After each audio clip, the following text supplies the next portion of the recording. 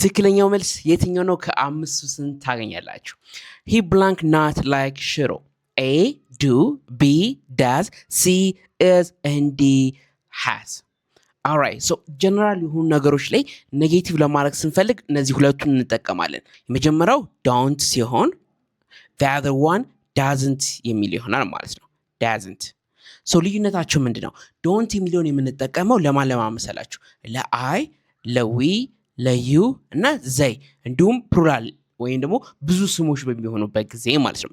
ዳዝ የሚለውን ደግሞ የምንጠቀመው for she he it እና ነጠላ ስሞች እንጠቀማለን ማለት ነው። understood ስለዚህ እዚህ ጋር he ስለሆነ የሚለን ምን እንወስዳለን? does so he does not like ሽሮ አይወድም እያለ ነው ማለት ነው። excellent number 2 she is the blank student in our class A good B better C best and D well so በቀላል እዚህ ጋር ነገር ልንገራችሁ። አንድ ነገር በጣም ከብዙ ነገሮች ጋር ስታወዳድሩት ምርጥ ነው ለማለት አወዳድራችሁ ይሄ ከሁሉ ምርጥ ነው ለማለት ስትፈልጉ best የሚለውን ትወስዳላችሁ። ስለዚህ she is the best student in our class ብላችሁ ትመልሱልኛላችሁ ማለት ነው። excellent number 3 we blank visit Lalibela next month A will B did C R and D were here it's next month ካልን ስለምንድን ነው እያወራን ያለ ነው? we're talking about ስለ future ነው እያወራን ያለ ነው ማለት ነው። ስለ future ስለ ወደፊት ስናወራ ደግሞ ከምንጠቀማቸው ነገሮች ውስጥ አንዱ will የሚለውን እንጠቀማለን ማለት ነው። ስለዚህ we will visit ላሊበላ next month ብለን ድንገት እያወራን ያለ ነው ማለት ነው። እዚህ ቦታው ላይ ያወራነው ነገር እንደሆነ ግን እንዳትረሱ።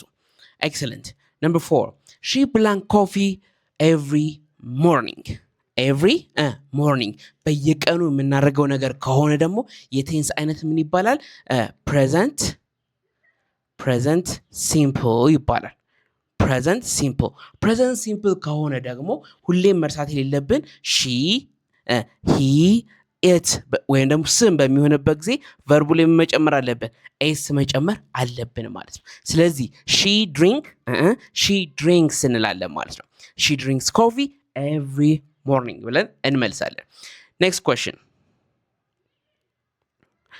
we lived in Ethiopia blank many years A since B for D sorry guys A since B for C from and D by which one is the correct one? ትክክለኛው መልስ የትኛው ነው?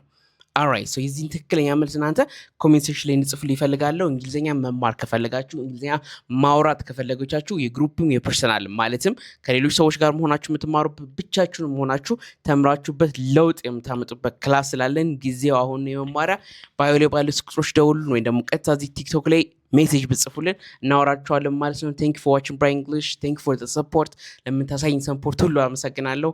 love you all I'll see you next time